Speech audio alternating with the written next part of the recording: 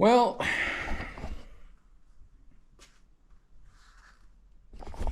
I'm out here again doing some more wiring. Looks like GM, being cheap GM as they can sometimes be, fog lights on these trucks. Looks like it's an additional or an optional kit. Turns out it's the T96 RPO code, which my truck does not have. Which ends up meaning I do not have the fog lights, the fog light switch, or the wiring. I was able to source the fog lights, the fog light switch, but not the wiring. There was one on Amazon. Reviews are pretty poor. Couldn't find anything really on eBay or anything that was within Canadian soil that would be a good price. So I have to go down the road of building said harness again.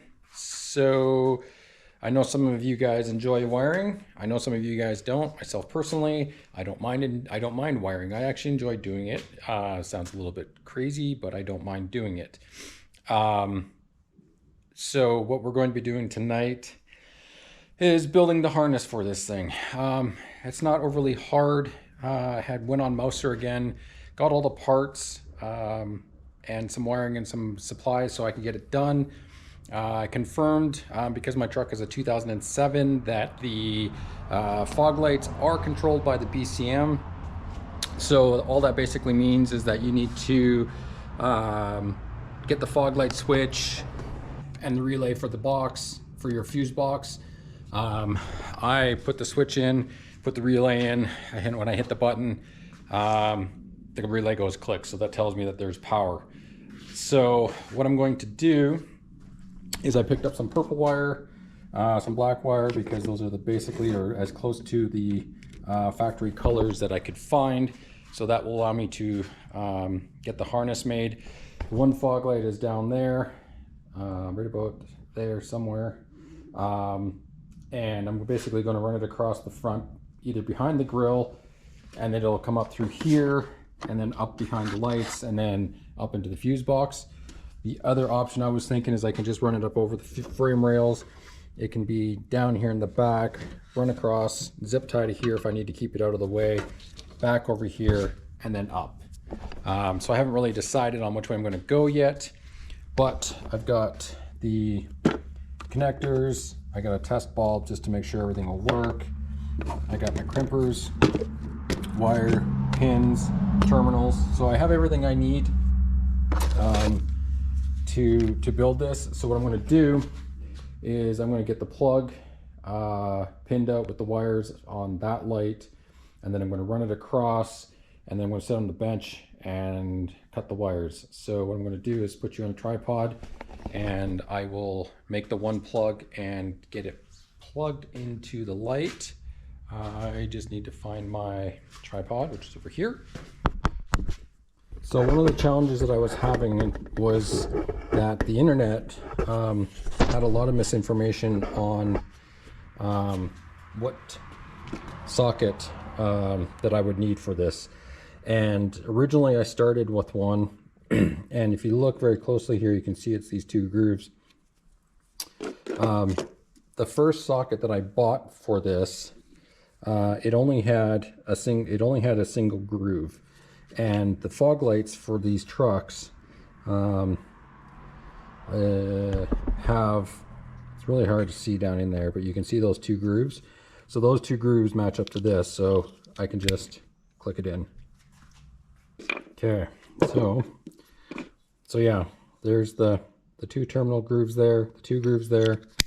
It snaps together nice and clean. So we got that, and you're going to need the locking connector for the back.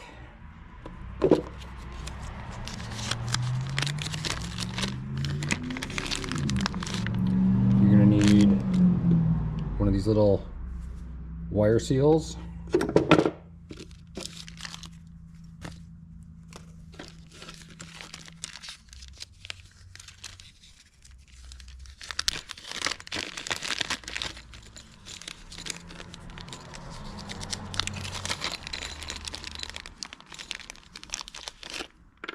And then you need two 16 gauge pins. Take your wire, strip off a little bit. You want to try and keep the wires in as much tact as you can. So let's go 16 gauge. I tried 14, but this wire seems like it might be more. 16.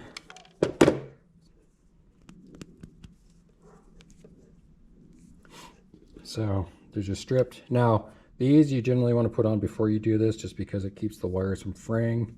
Makes it a little easier to slide down the sheathing, but you can still get it on there pretty easily.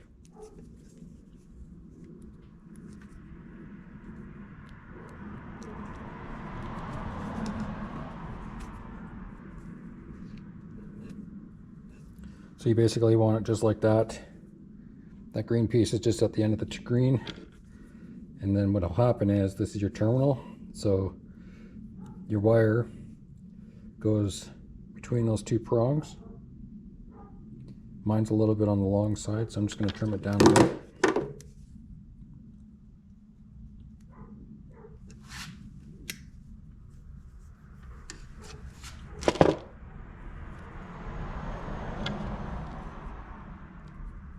So that's basically how it looks and ready to crimp. I got these new non-ratcheting ones. It does 12, 16, 20, and 21. So you just crimp it as you normally would. You'll see that one side in there has got a little sharp mountain. That goes towards the two individual pins.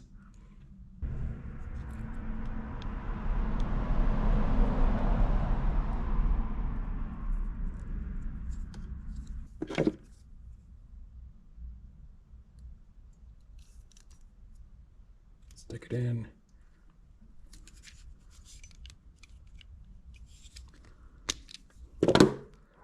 Now you got a nice clean crimp. And now for this one, these crimpers have this A and B. The A is for 150, the B is for 280. So again, you just stick the part in there like so. Give it a little crimp. Make sure everything's lined up. Crimp it around, and she's done. And then what you do is then you'll take your connector, and you'll see how it's wider on this side. So the part that has the one side, you just stick it in the hole and push, and you'll hear a click. That one is seated. You can just do another quick test on your bulb that you have as a test. She fits. So that's it. So that's how you pin and wire your connectors. So I'm going to continue doing this. Now, unfortunately, I did put this in the wrong hole, so I'm really hoping that you have some D-pin tools. I meant to put it on this side. This should be the purple. This should be the ground. So I got some D-pin tools. I'm going to D-pin this, put it on the right side, do the same for the black, go back over to the truck, and run the two wires across, get them cut, and do the same for the other. Once I have both plugs pinned and connected to the lights with the pigtails, I will bring you guys back. And okay, so it'll be kind of hard to tell, but you can see the pigtails terminating at the bulb there. And then what I did is, like I said, I ran it across through here and then over here. And right now I have it tied off here, but it's going to come back up through here so that it can connect up in here. I have the other one, the other bulb connected. You can see the pigtail coming up there, coming up through here. Now, what I'm going to do, I'm going to make sure that both of these harnesses run in such a way that if I disconnect them from the bulbs, I'll be able to remove this entire lower harness, so that if I ever have to fix it or build it, I will do that. So what I'm going to be doing is I'm going to make a shared ground, and the ground for this is right up under here. So that will be the shared ground for the two grounds for that.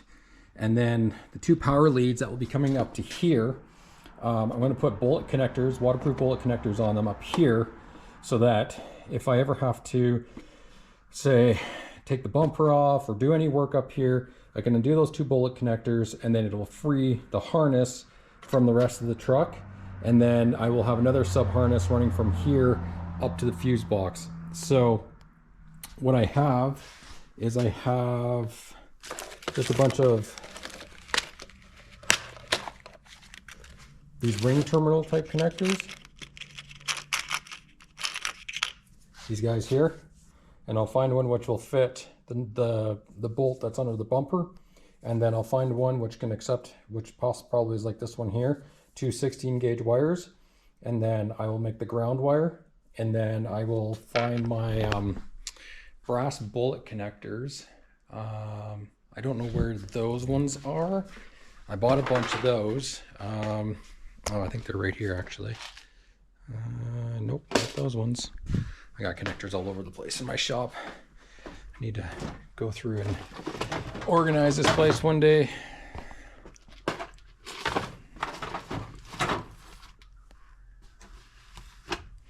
But I found some here, so I'll just kind of show you guys.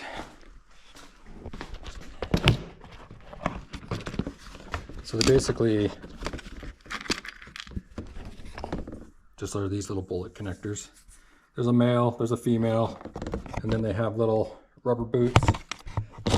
That makes them basically a watertight connection.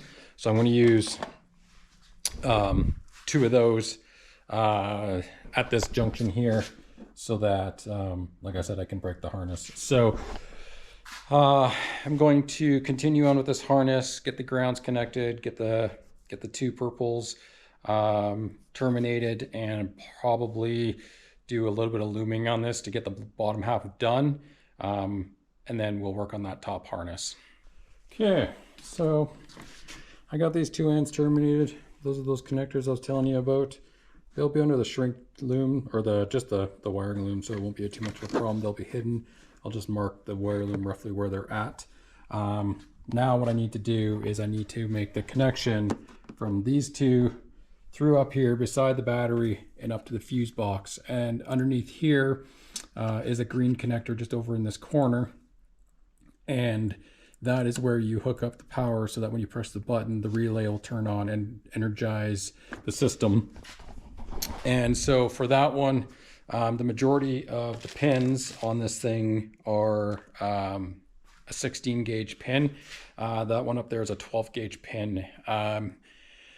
The issue that I was finding with a lot of the Amazon stuff was that that was one of the connectors that was always having problems, and people weren't very happy with it. So I figured I will just make my own. I did test those 2 connectors, and I do know that both bulbs work. So the ground is good, and so I know that's good. So now I just got to create that last sub harness there. So once I get that done, I will show you guys what that one looks like. And then I will show you what happens when it's all connected, and the button working, and then I'll provide the RPO code later just to give you guys an idea as well for this. So I'm going to finish up that other sub harness, and once it's done, I'll bring you guys back. I'm not going to go into this too much, but this is how, because you can find how to take this all apart and how to do this in a million different videos. So basically, once you get this up, you take this green connector off. There's a blue tab which you remove, and then you basically count from here 1, 2, 3, and that blank one right there is where that pin's going to go. So I'm going to remove this, I'm going to insert that, and then you'll see how that all goes together.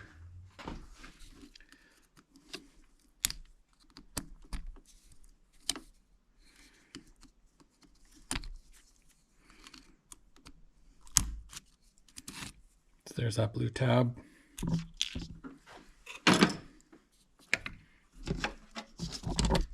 Here's my pigtail end. So I'm just going to look at this side of the block to get an idea of how these things should go in.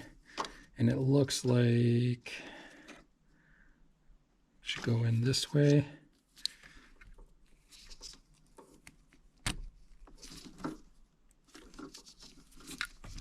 So it's in the 4th hole. She's locked in. You can now see that that pin is populated. So now I just reinstall this. I put that blue thing back in, install it onto the bottom of this. and that will be the power connection. And once I have that, then I'm going to finish terminating these two here with the opposite ends for my other side of the harness for this side here. And once I have this connected, fog lights should hopefully work. So I'm going to finish working on that, and once I have those all connected, I'll do a quick test and show you how it all comes out. Okay, so you can now see that I have the fog lights connected up to the sub harness, which runs into my fuse box, so that's good. You can see right now that neither fog light is on, but if I come into my truck and I hit my fuse button, or hit my fog light button, you'll hear the click from the relay. Why am I not hearing it? Oh, there must have been some timeout. So I just cycled the headlight switch, but now if you listen, you can hear the clicking. Oh, it's turning on my cargo light. So if you listen, you hear the click. And now with the click, we come around the front. You can now see fog light, fog light. So that is how you get to build your own custom fog light harness for these trucks from the 03 to 07s. There's a couple of other things that you do have to be aware of. Like I was saying, the RPO code for T96 has to be in the glove box. If it's not, then you won't have any of this stuff, and then you will have to source the fog light switch and source the relays and all that stuff. So for now, the fog lights are working. I'm going to finish up the harness, get that all tidied up, and finish this one off. It's late and I want to go in the house and it's getting cold. So thanks for watching, and I will see you in the next one.